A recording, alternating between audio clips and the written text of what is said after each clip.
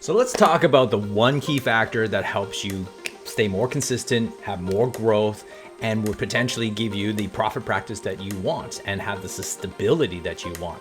Let's get right on to the show. We're going to talk about the three factors and the three ways to help you build referrals.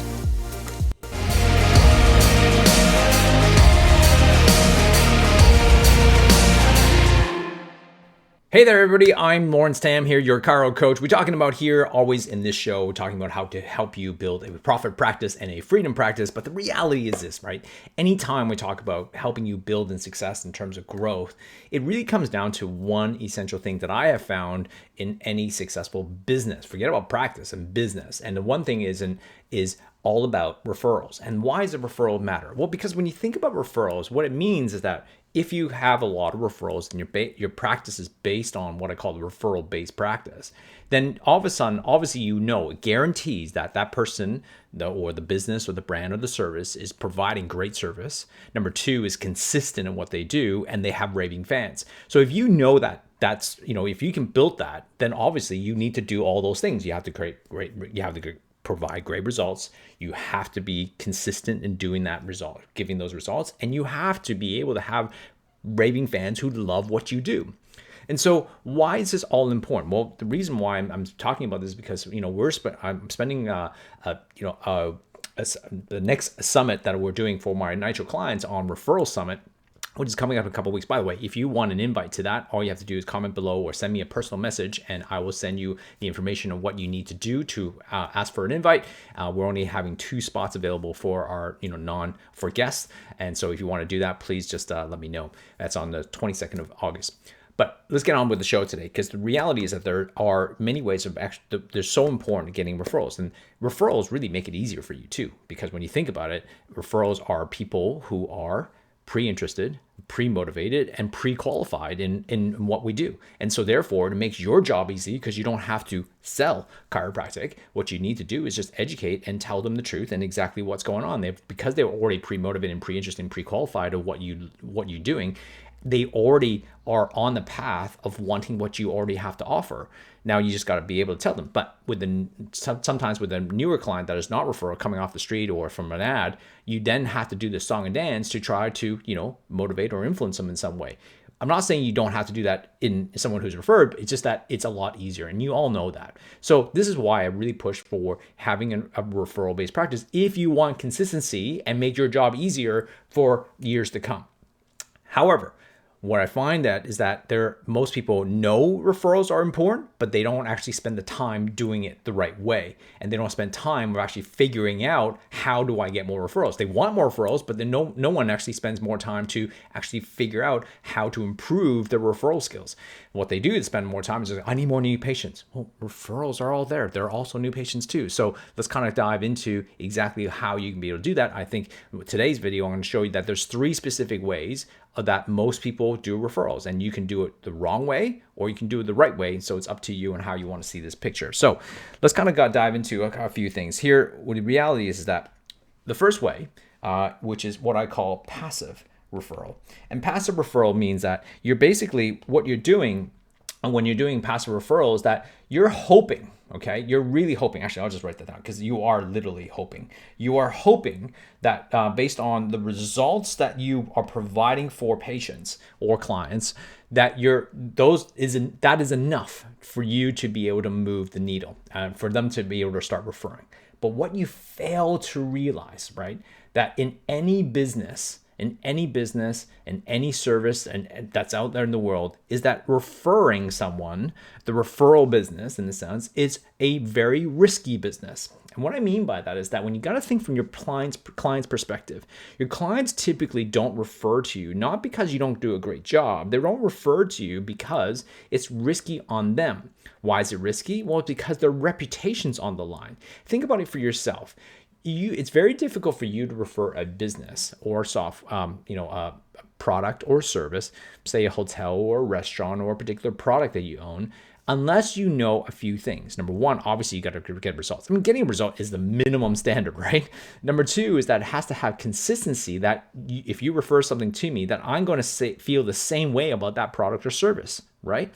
And 3, one of the most important thing is that it's going to make you look good, right? Because if you refer me a dud, you're going to look terrible. Like, why did you even bother referring this to me? And so when it comes to chiropractic, or what we do a provider as a service, is that they have to make sure, number one, that the friend or family member that they refer is going to get results as much as you gave them results. Number two, they're going to have to make sure that you have the consistency to make sure that you can deliver on that, right? And that they're going to feel great about it, that they referred you. And so not everybody's on a different scale. So of course, there are people who just refer and because they just trust everybody. But there are most people, though, we're talking about the medium, the bell curve, the spectrum, the majority of the people just feel risky to refer. That's why they don't say anything. It's not because they don't like you, not because they're not getting results. It's because it's difficult. So you're playing a numbers game here. So if you're constantly just passively waiting, which, by the way, passive referrals are awesome, right? Because you didn't have to do anything for it. You just have to, do what you do. But the thing is, if you're just waiting on passive referrals, there's no way you're going to build a referral-based business because the numbers just don't stack up in terms of just the odds.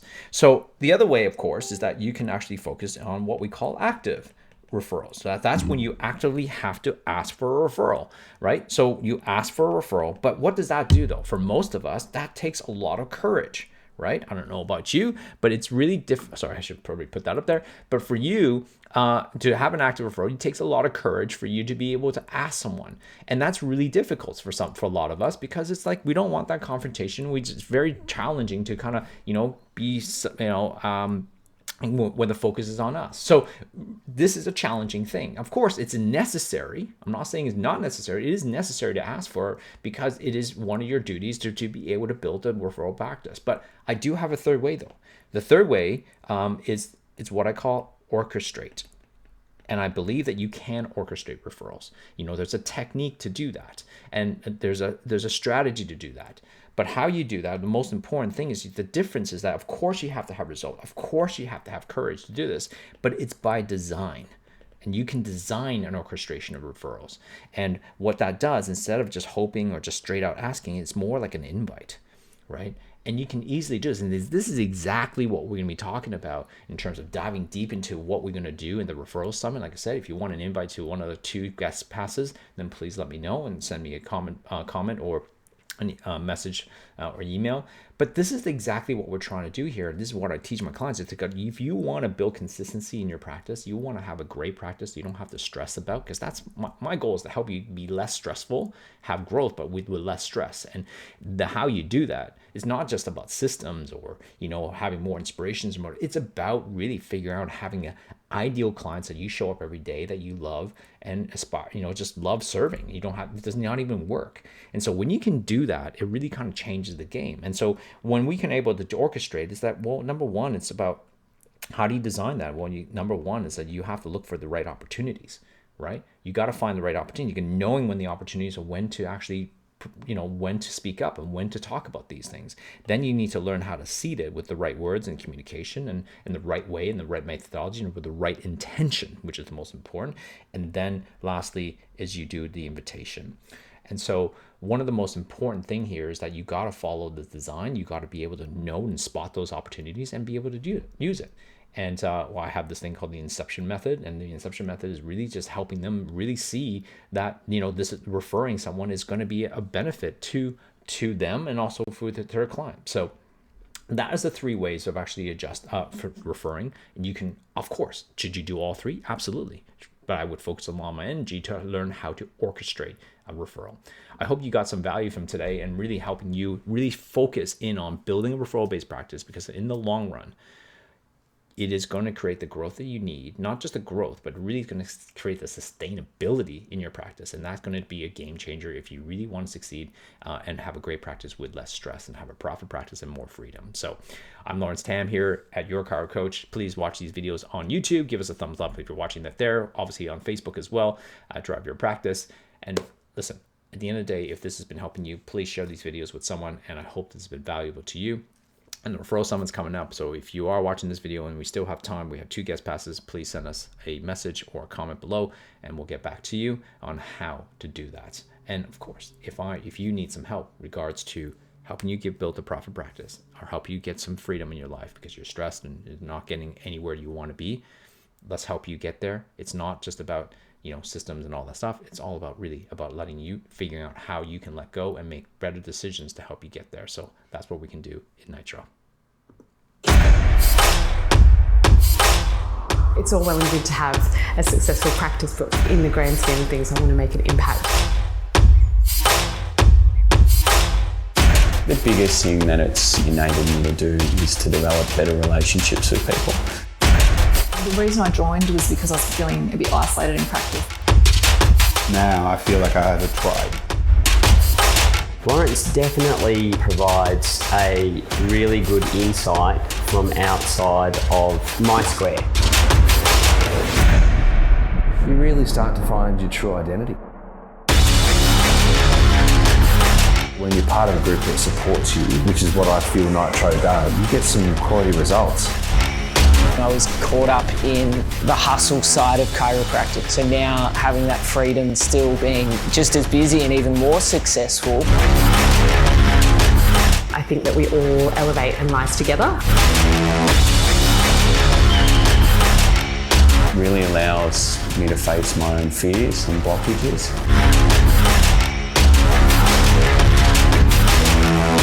It's about being with like-minded people, but being about people who want the same thing, which is like this willingness to support each other and hold each other accountable at the same time. We went from seeing an average of 140, 150 people to seeing now 250 people. I do have the confidence to, have that voice and make those changes, and I definitely wouldn't have been able to do that without Nitro. It's not trying to create me to be something else. It's trying to create me to be the best version of me.